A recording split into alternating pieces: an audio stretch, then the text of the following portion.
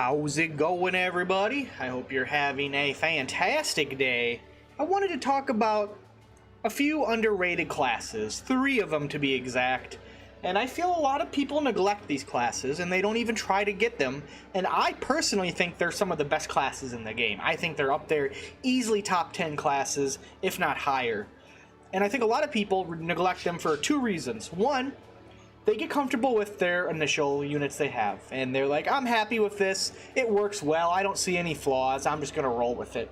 And number 2, people generally have an affinity towards human units. They tend to just migrate towards that. I don't know why, it's just, in a lot of video games, for whatever reason, if you can be human, you will pick human, even though I personally wouldn't because I'm a human in real life. But these classes, as you can guess by that, are not beasts, no. They are of the lizard and orc variety. I've talked about these classes before, but I figured, I gotta talk about them again because I haven't really, done them justice.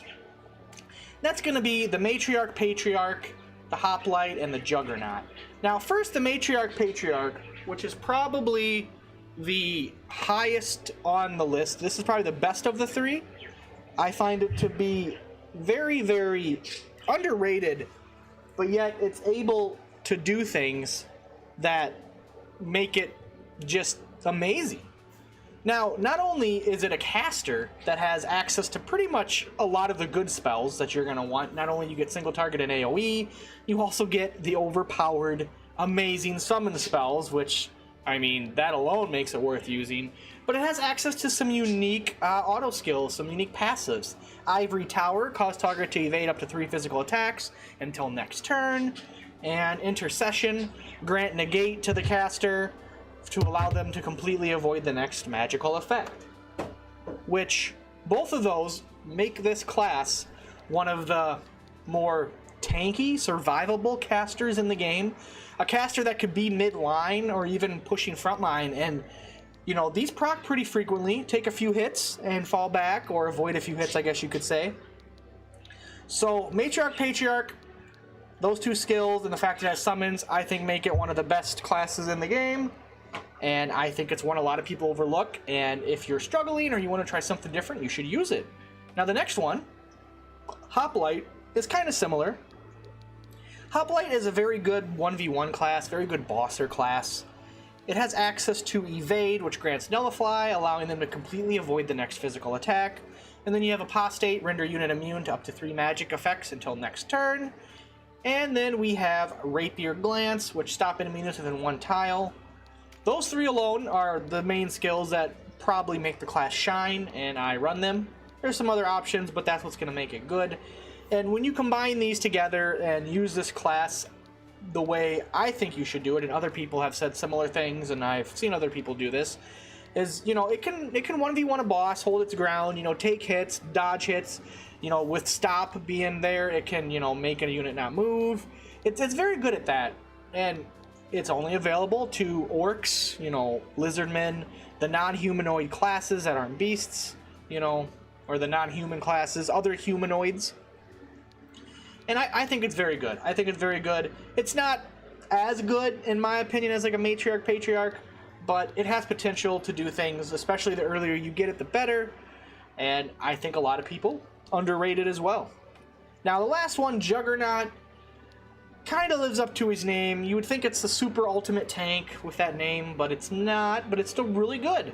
We got Check, which inflicts stop. I'm a big fan of stop, by the way. I know there's a lot of great debuffs out there, but stop's really good. Stop's one of my favorite. Then we got Intimidate, remove a skill condition from enemy units. This is beautiful. This is beautiful. Not a lot of classes have access to this, obviously. And this will remove any kind of auto skill that's procced and ready to go within 2 tiles. So within a 2-tile radius around you, if there are multiple enemies, it's even better. But it's only 1 skill condition, so do keep in mind it's not going to hit. I don't think it's going to hit them all, but it's only going to remove 1. So keep in mind it's just a single. But you can remove anything. Insert auto skill that's annoying, and this will take it away. That alone is insanely good in my opinion. I think it's very good. And then threaten, silence enemy units within 1 tile and reduce their MP by 25% of their max. That's insane. So basically, you're gonna, however much MP they accumulated, you're gonna take 25% of that of their max. So if they have 100 max HP and they accumulated 40, you're gonna take 25. And, you know, do math and you'll figure out the rest, which can be really good for caster units or just units that are gonna hit you with a big finisher or something. You know, a lot of units have finishers, so they're saving up for a finisher, and you get this to proc, and now they don't have enough MP to do their finisher. Especially good against bosses too, or any kind of unit that hits really hard. So that's kind of the main bread and butter, I think, of the Juggernaut. There's other things. You can set up siege and, you know, do some fun things with that, but you know, you can even put on steadfast, which is nice. But at the end of the day, the Juggernaut is also a class I feel that is underrated. I think it's really good. It's probably the second best out of these three, so I kind of went first, third, second. But hey, it is what it is. I'm just curious though what you guys think. Do you agree, disagree that these classes are underrated? Do you use them? Have you never used them? You know, I would love to hear your guys' input and how you feel about it and what you think, because I love to have a nice, healthy discussion, just talk about the game. You know, I'm not saying I'm right and you're wrong. You know, there's no really wrong way to really play the game. I mean, there's no really right way, because you can pretty much do anything and succeed in the game. You can even run all of one unit type and probably clear the game. You know, you could go all warriors or something. But hey, at the end of the day, I just like to talk about this game because I love it, and I like to have a discussion with you guys, and I know a lot of you that are really big Tactics Ogre Reborn fans, you know, you just love the passion and love to talk about it too. So thank you guys so much for watching. I appreciate it, and I hope to see you guys in the next one. Until then, later guys. Peace out. Have a good one.